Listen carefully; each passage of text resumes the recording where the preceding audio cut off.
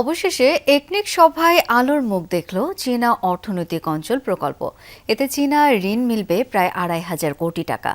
অন্য প্রকল্পের চেয়ে সুদের হার থাকবে কম।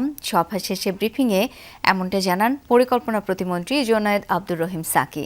এবার একনেক সভায় ৭,০০৩ কোটি টাকার ৫টি প্রকল্প অনুমোদন পেয়েছে। এর মধ্যে ফেনীর মুহুরী, কহুয়া বন্যা নিয়ন্ত্রণ সহ পানি সম্পদ মন্ত্রণালয়ের ৩টি এবং ১০০টি উপজেলায় টেকনিক্যাল স্কুল ও কলেজ স্থাপনের সংশোধনী প্রস্তাব অনুমোদিত হয়েছে।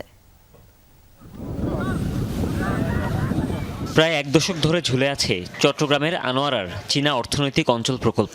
তবে প্রধানমন্ত্রীর বেজিং সফরের আগেই মিলেছে সুখবর। বিএনপি সরকারের পঞ্চম একনেক সভায় অনুমোদন পেয়েছে প্রকল্পটি।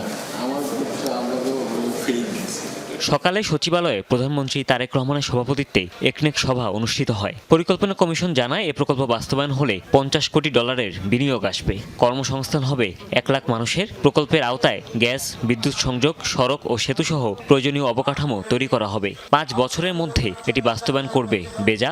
এছাড়াও পানি সম্পদ মন্ত্রণালয়ের ৩টি প্রকল্প ও ১০০টি উপজেলায় টেকনিক্যাল স্কুল অ্যান্ড কলেজ স্থাপনের সংশোধনী প্রস্তাব অনুমোদন পেয়েছে সভায়।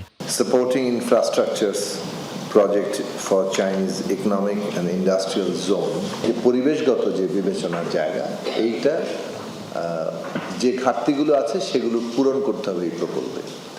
একই সাথে সেখানে নবায়নযোগ্য জ্বালানি, বিশেষভাবে সোলার বিদ্যুতের ব্যবস্থা সংযুক্ত করে এই প্রকল্পটা অনুমোদন দেওয়া হয়েছে।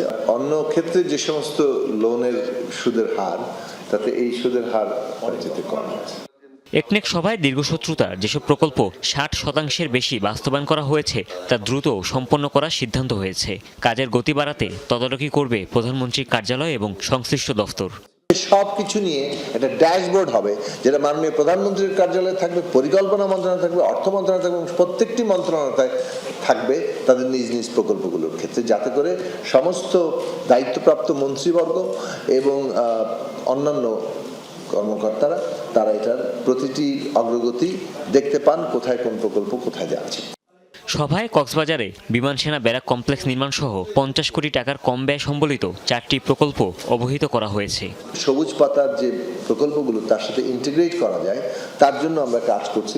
হুমায়ুন রশীদ, যমুনা নিউজ, ঢাকা।